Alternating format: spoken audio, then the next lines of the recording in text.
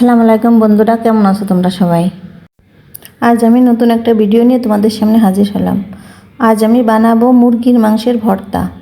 তো মুরগির মাংসের ভর্তা বানানোর জন্য আমি প্রথমে কড়াই নিয়ে তাতে পানি দিয়ে মুরগির মাংসটা তার ভিতরে দিয়ে দিলাম। এখন এর ভিতরে দিয়ে দেবো একটু আদা বাটা আর গোলমরিচের গুঁড়া, একটু লবণ দিয়ে মাংসটাকে ভালো করে সিদ্ধ করে নেব। এই যে বন্ধুরা, আমি ভালো করে মাংসটাকে সিদ্ধ করে নিয়েছি।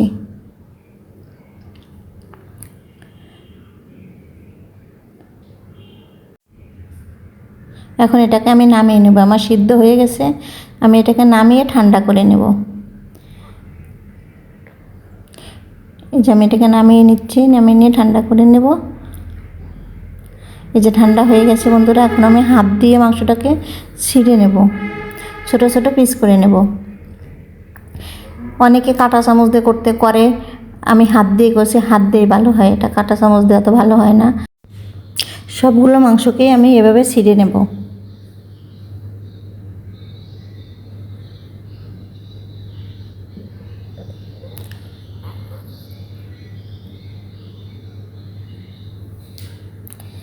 এই যে বন্ধুরা, আমি সবগুলো মাংসকে এভাবেই ছিঁড়ে নিচ্ছি।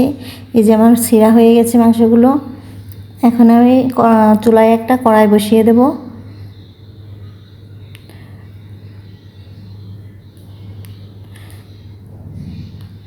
চুলায় কড়াই বসিয়ে দিয়ে আমি তেল দিয়ে দিচ্ছি, তারপরে পেঁয়াজ দিয়ে দেবো। পেঁয়াজটা ভেজে নেব আগে। পেঁয়াজে একটু লবণ দিয়ে দেবো যাতে পেঁয়াজটা নরম হয়।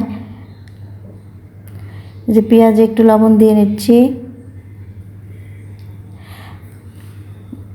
এখন হলুদ, মরিচ, জিরা গুঁড়া সব কিছু মিশিয়ে নেব পেঁয়াজের সাথে। বন্ধুরা, আমার ভিডিওটা যদি তোমাদের ভালো লাগে, লাইক, কমেন্ট, সাবস্ক্রাইব করো আর আমার পাশেই থেকো।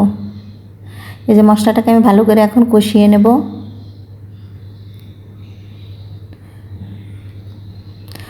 মশলাটাকে আমি কষাচ্ছি সুন্দর করে।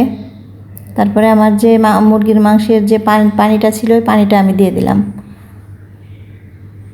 সিদ্ধ করা যে পানিটা ছিল ওইটা আমি দিয়ে দিলাম ভিতরে।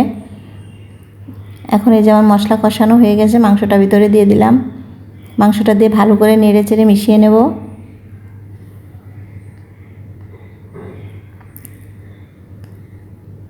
এই যে মাংসটাকে ভালো করে মিশিয়ে নিচ্ছি।